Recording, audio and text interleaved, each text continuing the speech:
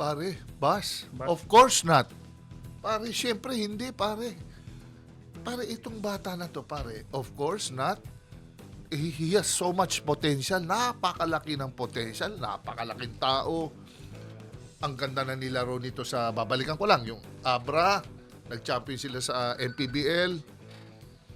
Ang tingin ko dito dapat, pare, klarong expectation dito sa bata. Kasi, pare, nakikita ko yung sarili ko dito nung araw eh. okay. Hindi naman ako super graceful gumalaw like any other big man.